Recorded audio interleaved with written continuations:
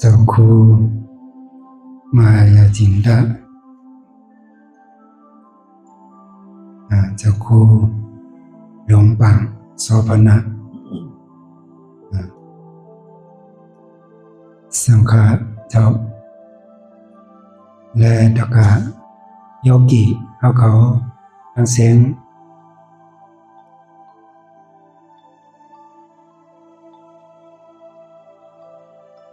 ธรรมดาหัวคอธรรมดาอันเดียวกว่าเมื่อไหนเป็นลองเหตุ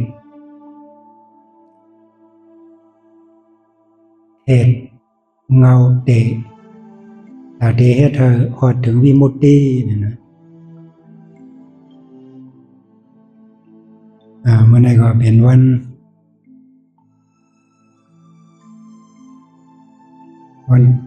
นที่5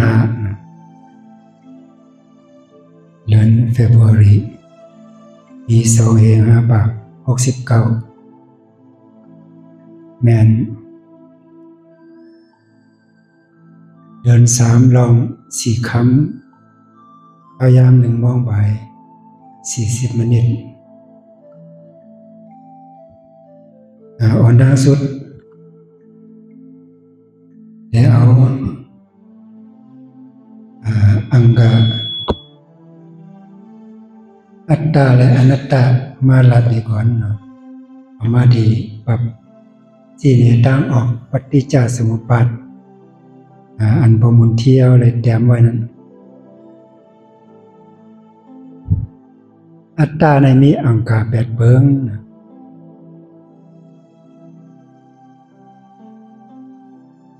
1ในให้หนา2ในหู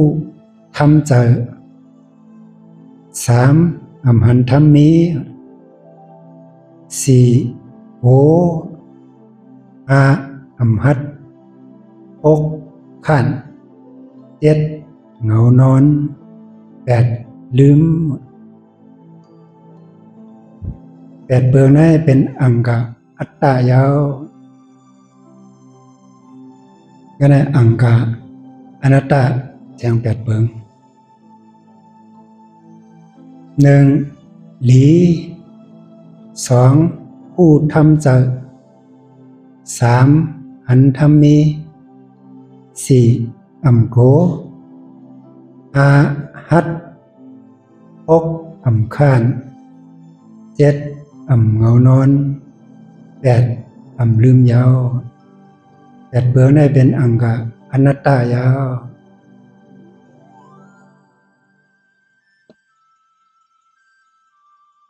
เนี่ยอังกะอัตตาอนัตตาท้องไว้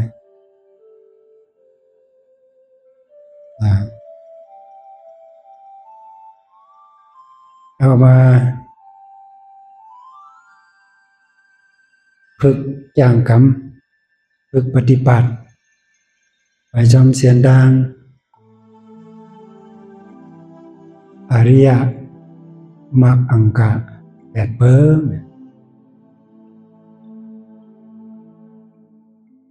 เมื่อกลางไหนได้ห้อว่าลองอวิสสะ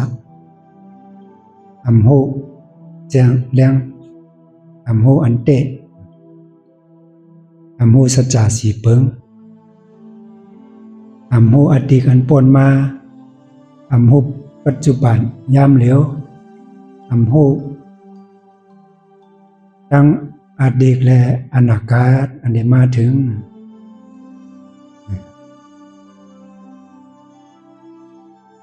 อันหูว่าอันว่ามาทั้งหมดได้เป็นอวิชชาอยู่ภายก็ภายกันมันเป็นวิสานั้นบอกว่าหูวิสาเป็นปิญญาเป็นหูอันธรรมะพึกอยู่ในเป็นพึกเป็นภูมิวิสามีปิญญาพึกหูพึกหันสัจจะ4 ประการสำนักหัวข้อธรรมอันได้ลาดกว่าเมื่อไงเหตุเงาเตะอันเดเฮธาถึงวิมุตตินะมีอยู่5 เบิง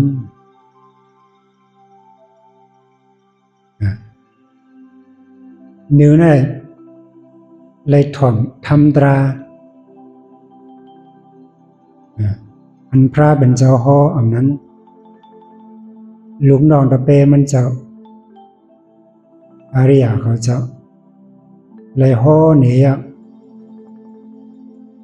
ก็ผู้อันเลยถ่อมทำตรานั้นเขาเสือทำตราลีๆงามๆอันเลยถ่อมได้ยินมานั้นเพราะว่าเขาเสือป่องเสือเลี้ยงเสือเลียเนี่ยใส่ส้มนั่นเด็กป่อมาเพราะใส่ส้มผมเพราะเจอผมส้มป่อมาปีติเด็กเกิดขึ้นมาแทงเพราะปีติเกิดขึ้นมาปัสสัทธิโตนิมเย็นเด็กป่อมาเพราะโตนิมเย็นย่าเนี่ยสุขะใจเสือใจสุขะเด็กป่อมาเพราะใจสุขะป่อมายาเนี่ยสมาธิเจอตังมันนิมเดป่อมาเพราะอังกาหาเปิงในป่อมาเกิดขึ้นมาเร็วกันเฮียถ้าก็อันไรถ่อมตรานั่นอันเขาเสือแรงแรงในทำตราเข้าถึงวิมุตติไหลอยู่กับมันละอันเอามันนั่งให้ถ่อมอยู่นั่นเนี่ยสร้างหันทำตราไหลนะผมเขานอนได้นะผมใครนอนนะสร้างหันตรานะเพราะพอใครนอนเนี่ยให้มึนตาอะไรนะมึนตาเจออันใครรับใครนอนเนี่ยสมมติใครรับใครนอนเนี่ยมึนตาผมเคยรับใครนอนก็ออกบาลีลีเนี่ยจังหันจังคู่หันทำตราอยู่เนี่ยพระเป็นเจ้าไว้จังเลย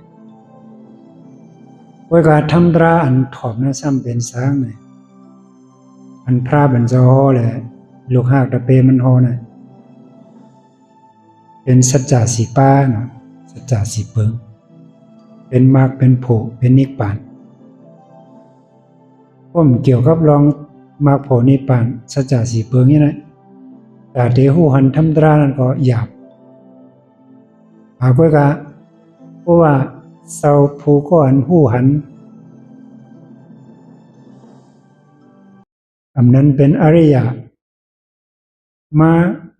พอมาหลัดเหวเนี่ยเขาก็จังหันทำตราอยู่เนี่ยก็เป็นนั่นแหละทอง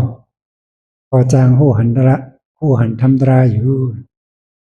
จางเสียงแดงในทำตราอยู่อันนี้เป็นข้อที่หนึ่งเนี่ยป่องใสข้อที่สองซ้ำ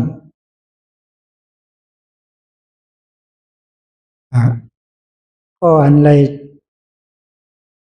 ทองทำตรามาเสียป่องเซอลีลีงามงามเอซ้ำก็ห่อก็ลัดในเบิ้นก็ห่อทำห่อตราในเบิ้น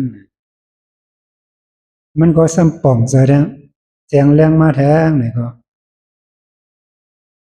สร้างหันทำตราอยู่ในข้อที่สองก็ว่า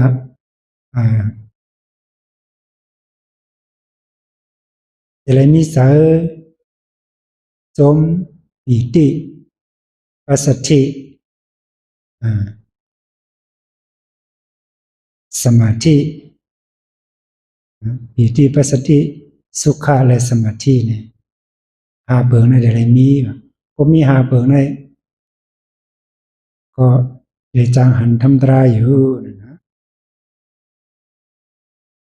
มาข้อที่สามก็ในซ้ำก็ในก็อันไรเห็นหูมาเสียเอามาอ่านมาจากซ้ำป่องเสือเนื้อ ทำตรานั่นลีลีงามงามเขาเสือป่องเสือลีเมื่อมันเขาเสือป่องเสือลีลีนั่นใส่ส้มป่อมาปีติป่อมาปัสสัทธิโตนิมโต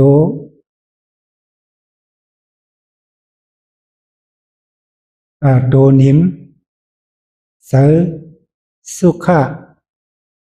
ตั้งมันเป็นสมาธิแหละสร้างหันทำตราอยู่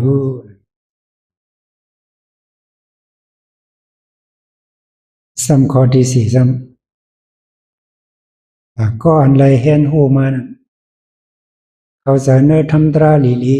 ป่องเสอลีลีห้ามบ้วนบ้วนเจังห้ามมาบ้วนนะอนันดาอนันดาบ้วนเด็กๆนั่งอยู่ก็บ้วนนอนอยู่ก็บ้วน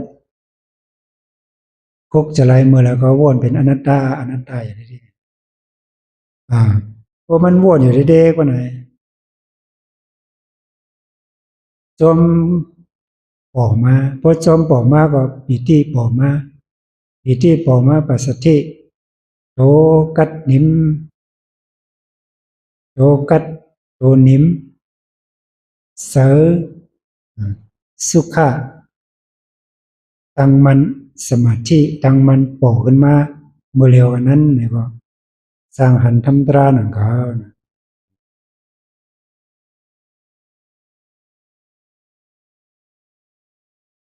อันคอลื่นสุดมันได้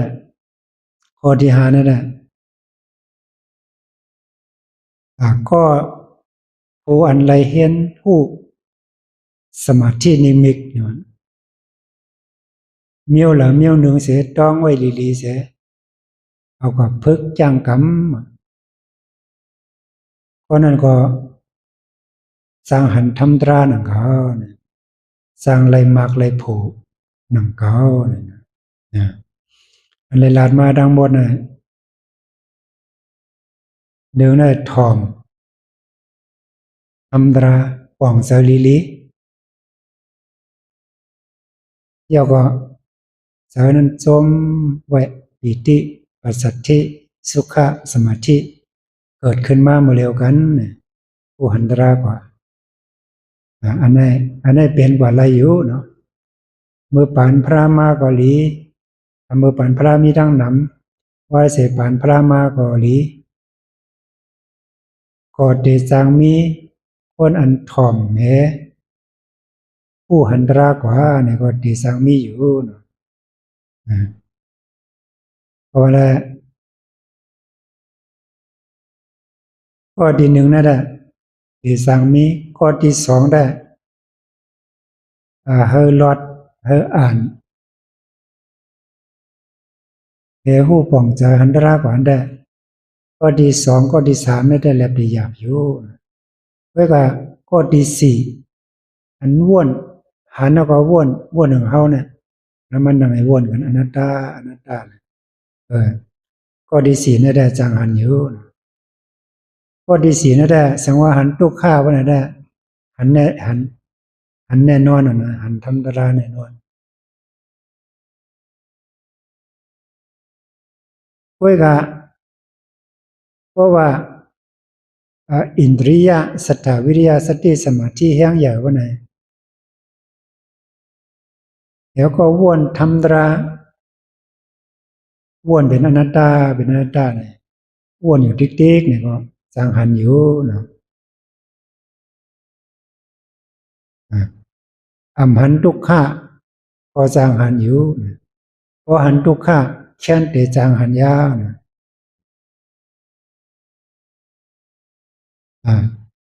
ข้อที่หกได้ไลเฮียนหูสมาธินิมิตมาเสียลองเสียเอามาพึกกำมาแผ่เดินเสียผู้หันตราเป็นอริยะเลยมากเลยผูกว่าก็มีเนี่ยตัวอย่างมันนะเมื่อหนังปานพระเป็นเจ้ามีเจ้า ยาหันตาป้าหนึ่งนะชื่อว่ามหาปันทกะนะมหาปันทกะ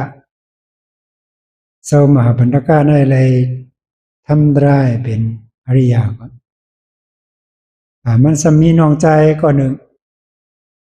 น้องใจมันนะชื่อว่าจุลปันทกะนะก็เบอร์มันเลยหันทำตราหวนทำตราเป็นอริยก่อนแล้วแหละเป็นยานต่อยานตาก่อนแล้วแหละมันจัง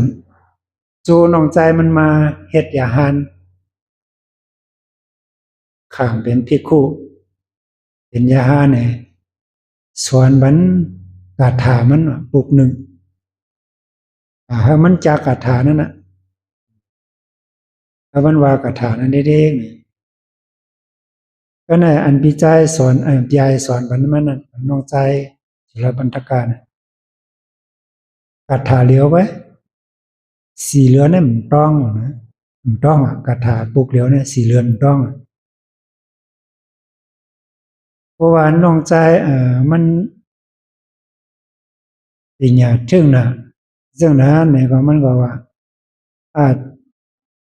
น้องใจก็เนี่ยเมื่อในย่ามา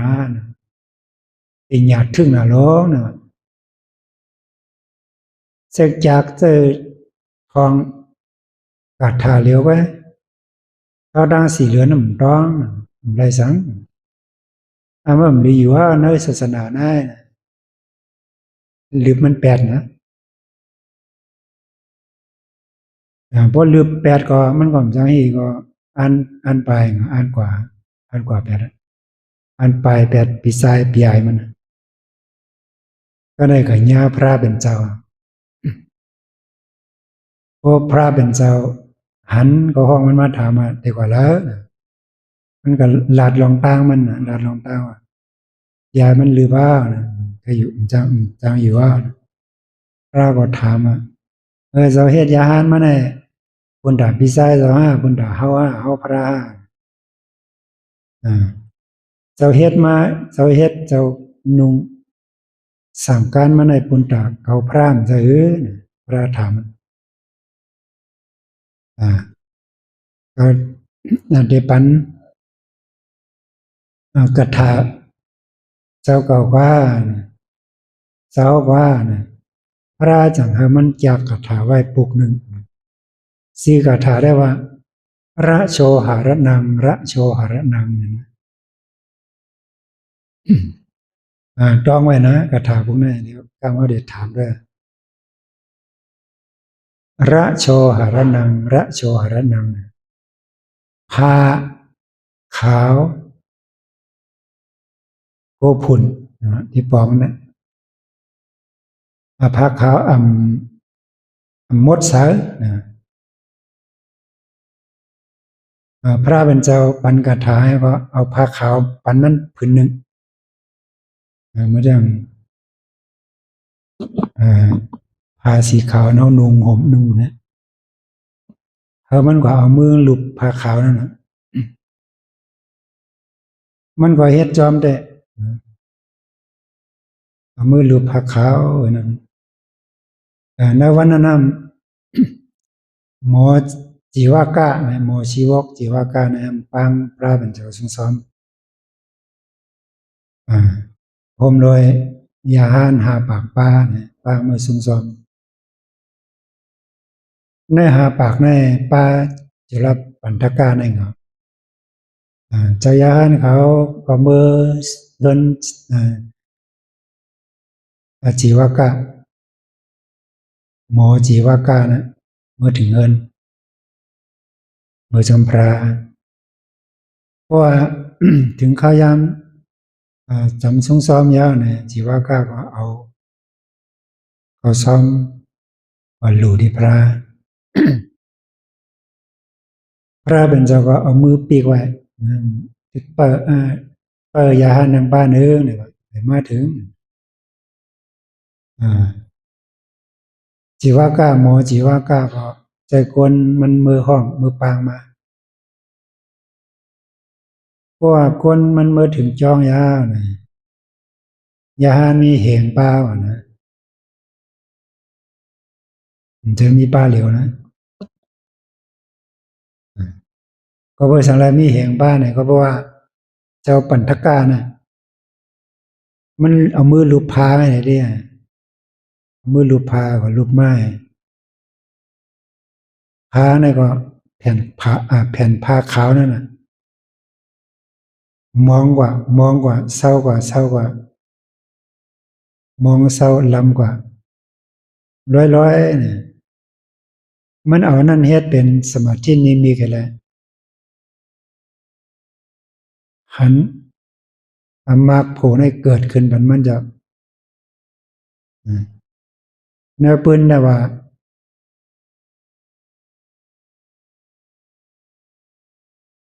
เลยอารัตตาโผอารัตตามากอารัตตาโผเป็นญาณดาว่าคำเหลวเนี่ยแต่ดังปฏิสัมพิทานั่นนะบอกว่า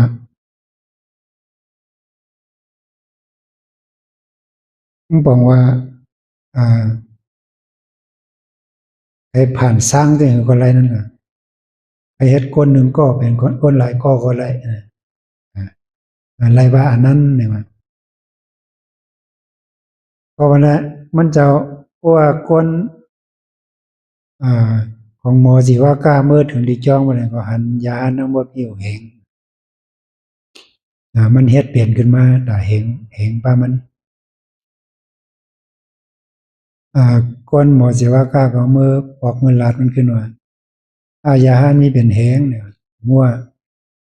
จุลปันตะกาเนี่ยเป็นป้าแล้วก็โหนะห้องป้าห้องก็แล้วก็ว่าเป็นจุลปันตะกาทั้งหมดอืมวันนั้นปอกเงินลาดขึ้นวันนั้นวัดก็ถามได้พระบรรจาก็ว่าเขาลัดซื้อมันอ่อนตั้งก็จับยับเอามือมันอันไหนมาละเนี่ยหยิบมือมันไหนมาเนี่ยคนของหมอศิวากาก็มือก็ได้มือดีจอกพอมือก็เนี่ยป้าละเป็นเจ้าสุรปันธกากาเนี่ยอืมอาเขาเจ้าเป็นสุรปันธกาเนี่ยป้าอันลานทางนั้นลาดว่าตัวเขาเป็นสุรปันธกาเนี่ยคนของหมอศิวากาก็หยิบถุงมือมันเนี่ยเจออันแทง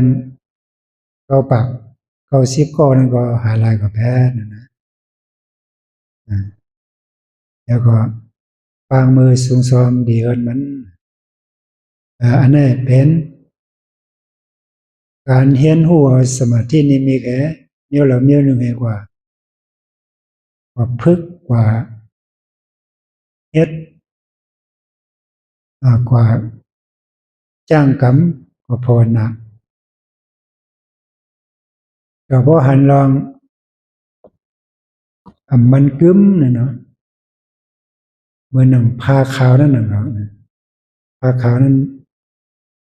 เศร้ากว่ามองกว่าลำกว่าก็ไม่ดีเนี่ยอัตภาพ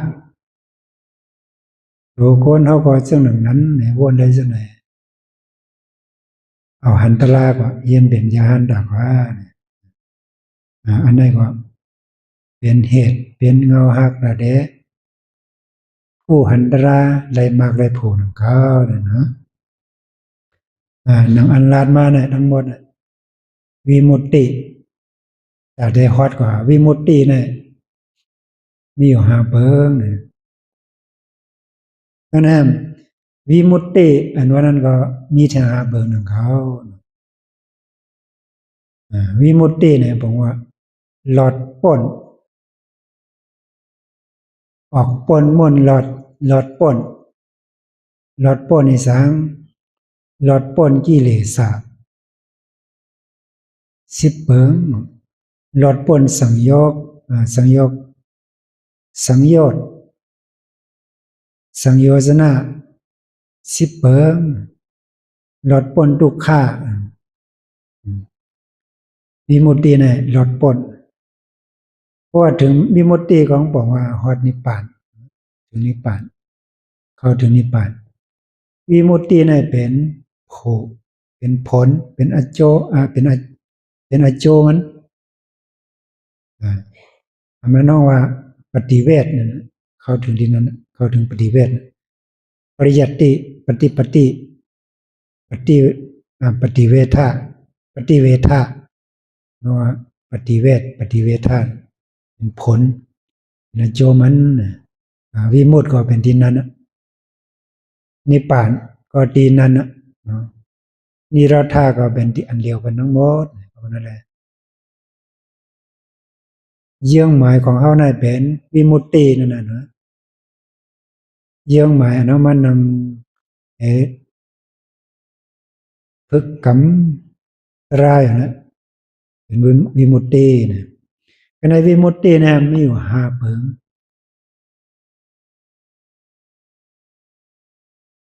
หนึ่งเนี่ยตัทธังคาวิมุตติเนี่ยตัทธังคาวิมุตติเนี่ยบอกว่าพ้นหลอดโจแก็บโจขาวนะพ้นหลอดโจแก็บโจขาวในว่าตัทธังคาวิมุตติเนี่ยเมื่อหนังเสื้อหื้อเนี่ยเมื่อหนังเขาวนว่าอ๋อเป็นอนัตตาเมื่ออัตตานั้นโผล่มาเอาอนัตตานั้นก็วนบนอ้อเป็นอนัตตาอ่องใส่กว่าอ๋อเป็นอนัตตาเด้อเนี่ยอันนั้นบอกว่าปนกว่าจุกแก็บจุกข้าวเนี่ยมันไปตัด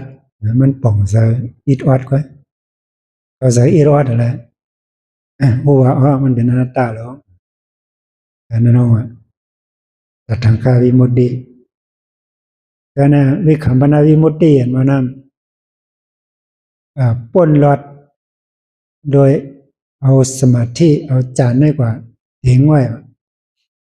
มันนั่งก้นนั่งสมาธิแล้วก็อยู่ในจานเพราะมันอยู่ในจานนั้นกิเลสทั้งหลายก็เย็นอยู่นอนอยู่นอนหลับอยู่เย็นอยู่นิวรณะหาเปิงก็เย็นอยู่เพราะได้อยู่ในจานกิเลสก็พุทธป่อมานอนหลับนอนเย็นอยู่นั่นห้องว่าวิคัมปนาวิมุตตินะพ้นหลอดโดยกดเต็กไว้เต็งไว้นะเอาสารนั้นเต็งไว้เมื่อหนังหือเมื่อหนังเหมือนเจ้าหนังหือแล้วเนี่ยเมื่อหนังเอาหมักหินกดเต็งยาไว้ก่อนนะสองยามเต็งเอาก้อนหินกดเต็งยาไว้นั่นพอยกก้อนหินออกก็ยางก็เขียวขึ้นมากขึ้นหรือมือหนาวก็แน่ข้อที่สามสมุเฉทาวิมุตติสมุเฉทาวิมุตติเนี่ยบอกว่าพ้นเลยตัดขาดพ้นเลยตัดอัตตานะก็ไม่ตัดเตะมากตัดเมื่อเขามาเมื่อเขาวนผู้ว่าเป็นอนัตตาอนัตตาอย่างป่อเป็นมากก็วนมาเป็นอนัตตาเป็นอนัตตาเนี่ยโอโซดาปริมาเกิดขึ้นมาก็ตัดเป็นอัตตานั่นห้องว่าสมุเฉทวิมุตติเนี่ยเข้ากับที่โซดาปฏิโภเนี่ยเลยมากเลยโผว่าอันนั้นห้องว่าสมุเฉทวิมุตติเนี่ยก็นั่นปฏิปัสสัทธิวิมุตติเนี่ยปฏิปัสสัทธิวิมุตติเนี่ยบอกว่ากัดเย็นเนี่ยเนาะนิ่มเย็นอันนี้เป็นโผเป็นผลเป็นอโจเป็นพรเป็นปุนพรเป็นปุนปางเป็นพรมันเป็นผลเป็นพรมันอันโสดาปฏิมาเกิดแท้เป็นโสดาปฏิโภเนี่ย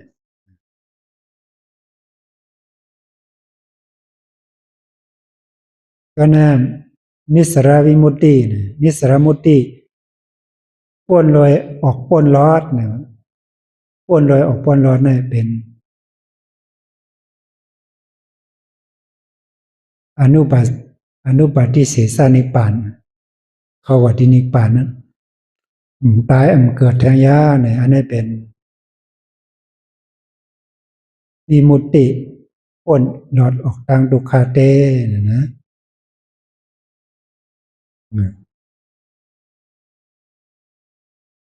สมุจเฉทวิมุตตินั่นแหละมันก็เตพ้นเป็นกำๆเนาะหนึ่งกำดีหนึ่งในห้องว่าโสดาปฏิมาเกิดพอกำดีสองสกทาคามิมาเกิดกำดีสามอนาคามิมาเกิดพอกำดีสี่มาอรหัตตามาเกิดเนี่ยอันนั้นว่าสมุอ่าสมุเฉทวิมุตติเนี่ยนะพ้นโดยหมากตัดหมากตัดหมากแทบแบบตัดแบบสังโยสังโยชนะสิบเปิงอันนั้นกิเลสสายของสิบเปิงนั้นหมดยศหายเสียงกว่าเนี่ยเกิดปอมาแท้งเนี่ยอันเฮามาพึกมากรรมมาปฏิบัติอยู่ในก็ย้อนว่าเยื่องหมายของเขาเนี่ยเป็นวิมุตติเป็นวิมุตติสามอันตั้งหลังนั้นสมุจเฉทวิมุตตินิสราวิปฏิปัสสติวิมุตตินิสราวิมุตติแต่ได้ฮอดถึงมรรคผลนิพพานสามัญนั้นเป็นมรรคผลนิพพานวิมุตติสามัญวิมุตติของสามัญเป็นมรรคผลนิพพานก็มาละ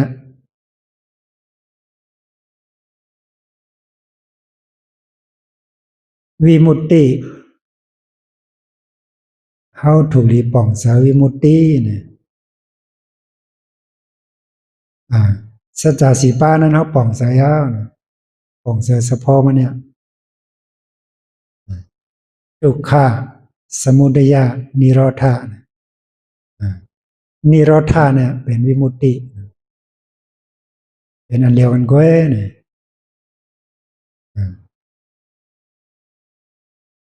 ก็เวลาอันลาดมาเมื่อไงนั้นทำหาเปิงอันดาเดเข้าว่าสู้ดีวิมุตตินั้นพร้อมทำบ่องใสเขาเจอลีพอสั่งเข้าถึงทำอยู่สั่งหันมาขันโผอะไรมากเลยโผอยู่เนี่ยเนาะการในสมาธิข้อที่สามข้อที่สี่ว่นความไทยว่าตึกตรองธรรมว่นเอาเมื่อเขามานั่งว่นเอานะว่นเอาเนี่ยก็จางไรมากเลยโผอยู่เห็นเอาพอเล่นสุดเห็นเอาสมาธินิมิตอันนั้นก็เหมือนหนังตัวอย่างไรมาอะไรลาดมาเจ้าสุราบันตกะนั่นก็สร้างไรมากไรโผอยู่เนี่ยเพราะว่าเขามีทางคัดสรรเนาะก็มาแล้วยามเดียวโยกีเอาก็ดังเสียงก็คัดสรรกันนั่งรับตาด้วยเขาว่าเนื้อคันธาดูเจ้าเก่าด้วยกว่าดีมโนวิญญาณธาตุมโนวิญญาณใจหูแล้วก็ว่นอันนี้สังมาก็ว่นอันทุกข้ามาก็ว่นอันเจ็บอันแกนมาก็ว่นมาเป็นอนัตตาใครรับใครนอนก็ว่นเป็นอนัตตาได้ยินเสียงออกมาก็ว่นเป็นอนัตตาหันลมให้ลมถอยใส่เข้าออกอยู่ก็ว่นเป็นอนัตตาเจอพงเจอปิวเจอว่นกว่าตั้งนองตั้งหลังเจอว่นกว่าตั้งหน้าอันไปมาถึงเจออันเราปอมาเนี่ยอันเราปอมาก็ยากก็ด้วยที่เจอหูนั่นอันว่นนั่นเป็นสังขาระเนาะ เป็นสังขารสังขารในวนเป็นกุศลอกุศลทั้งนั้นนะว่าสังขาร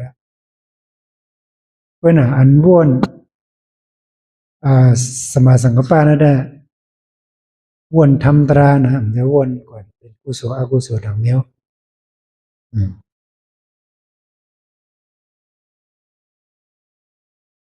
ก็แล้วนะใจสังขารอะไรปอมากก็ยะวนเป็นกุศลอกุศลอะไรปอมากก็อนัตตาอนัตตาเนี่ยเอาทำตราอนัตเอาทำตราอนัตตาเนี่ยวนบันนี้เด็กในห้องว่าไปจอมเสียนดังมากอริยมากอังกาเปียดเบิ้งเอาสมาธิที่สมาสังกปะเนี่ยมันเป็นมรรคปัญญาสองตัวเนี่ยอ่อนโหน้ำนาเสพึกว่าเด็กๆเนี่ยพึกเพเดินปัญญาเพเดินปัญญาสองอันเนี่ยว่าเด็กๆเนี่ยก็ได้พ้นดังว่าครึ่งจะมองหนึ่งจะมองเนี่ยได้หันทุกขาก็ไหมมันลาดมาเหมือนกันนั่นบาดทุกขาต้องนั่นได้หันทุกขาสัจจานะได้หัน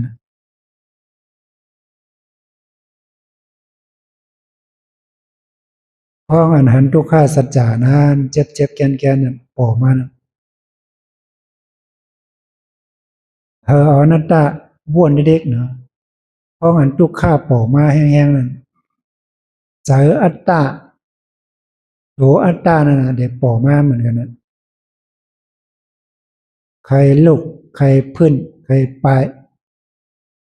ใครหนีใครเฮ็ดข้านโอ้เนี่ยอันลาดมากเลยนะพอหมุนเที่ยวลาดมากเลยนะก็เลยนะโอ้อำหัดข้านเงานอนลืมนั่นเป็นใจอัตตาละลายนั่นนะเพราะนั้นเดี๋ยวแล้วเอาใจยังก็ตึกนะ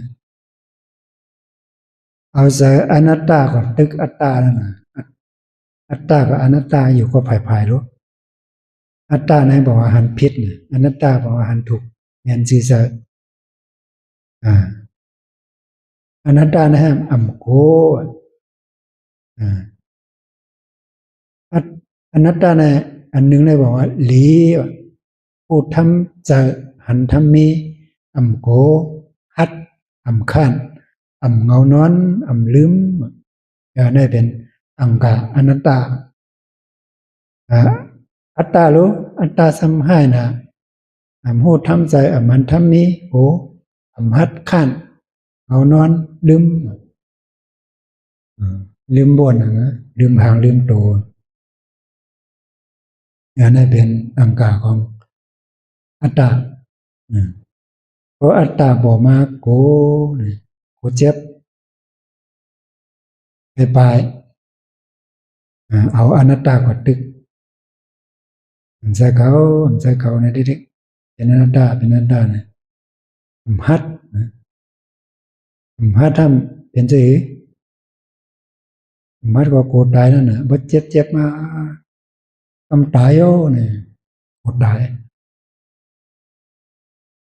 แล้วก็ใครออกใครไปนะแต่นั้นหัดนะข้านจากอัตตาเด็กข้านเนาะพวกข้านก็ใครให้แล้วนั่นเป็นจากอัตตาเนี่ยจากวามาจะไหนเนี่ยจากอันละปอมากก็ยาวเนาะจากอัตตาละปอมากก็ยาวเพราะมันปอมาเตียนยกนั่นอันอยู่ลีๆนั่นนะเอาอนัตตาในกดตึกแปดเนี่ยอัมโกอัตหานอัมขันอัมลืมวนเป็นอนัตตาได้เด็กว่าให้สนัยสังเดชเปอัตตาไรก็แปลว่าอัตตาในมันเป็นเหตุเอาทุกขาเนี่ยบนทุกขาเลยอันนั้นลาดดเสว่าสมาธิที่ในหันทุกขาหันสมุทัยหันนิโรธาหันมรรคเนี่ย ภาวนาสมาธิที่อะไรหันหู้หันทุกขานั่นนะเขามันนั่งอยู่นะหันเจ็บๆเนี่ยหันทุกขายะแต่ได้พ้นทุกขาอะไรก็ได้หันทุกขาเนี่ยก็หันทุกขายะเนี่ยเหตุทุกขานั้นมันโผล่มาอันเอาหันจอมสมาธิที่ในหันดังทุกขาเลยหันดังเหตุทุกขามันเป็นอัตตานั้นหันมันโผล่มาอย่างนี้เอาเหตุสุขะมันเป็นอนัตตานั่นก่อนพ้นหมดดึกเอาวางแบบดูอัตตาเนี่ยวนว่าเป็นอนัตตามันใจเก่ามันใจของเราเจ็บเนี่ยมันใจเก่าเนี่ย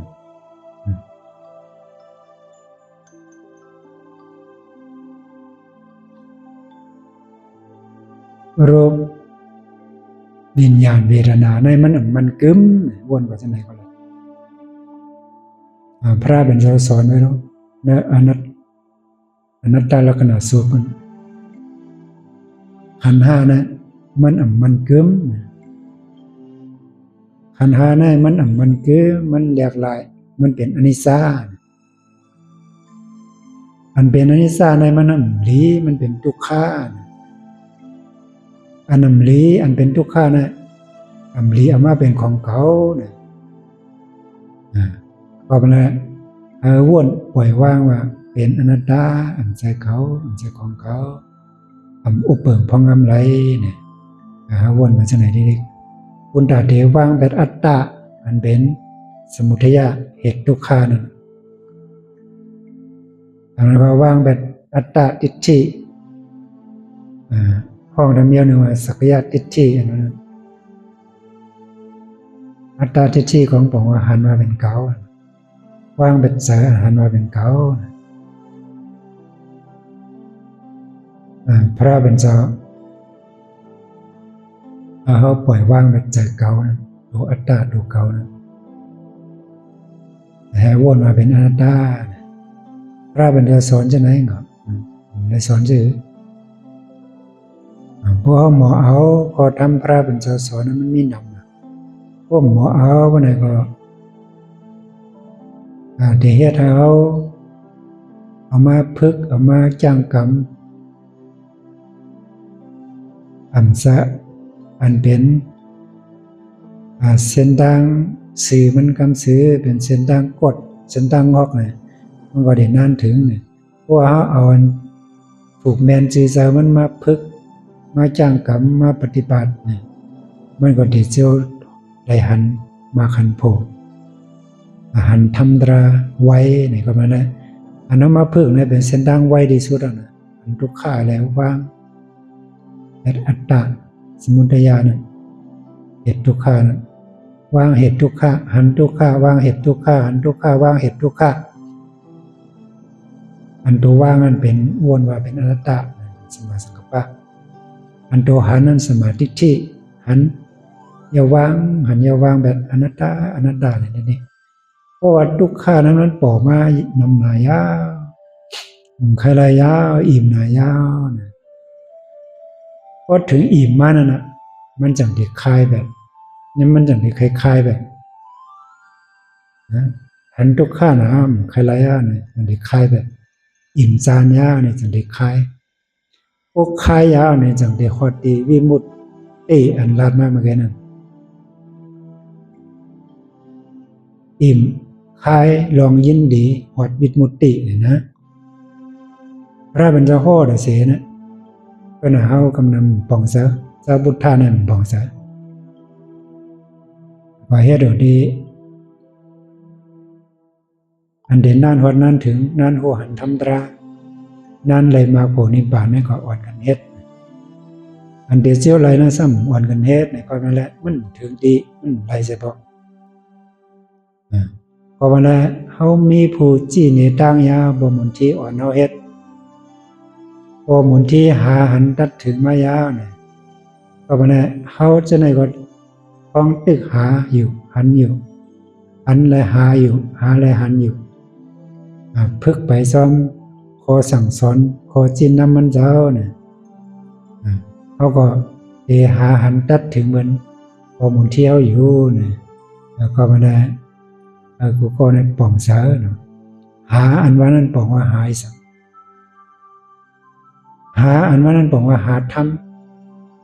นั้นหาเสือสมาสังกัปปะเป็นก็หาวนว่าอนัตตาวนหัวอนัตตาอีหยังป่อเป็นมากก็วนหัวเป็นอนัตตาอันนั้นป่องว่าหาธรรมอนัตตา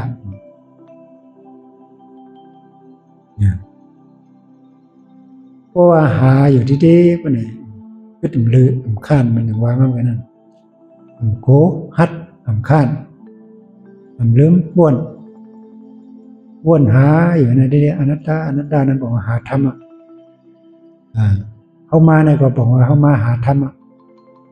อันเข้ามาในก็บอกว่าเขามีอย่างอันใครหันธรรมใครหันธรรมใครหันดารานั่นน่ะใครเข้าถึงมาผู้นิพพานนั่นน่ะก็กันแล้วเข้ามาหาวนหาว่าเป็นอนัตตาพอมูลว่าพอมีการหาก็มีการหันพอหาก็ได้หันนะพอหันอนัตตาหันธรรมอนัตตาก็ได้มีการตัดอันตัดนั่นม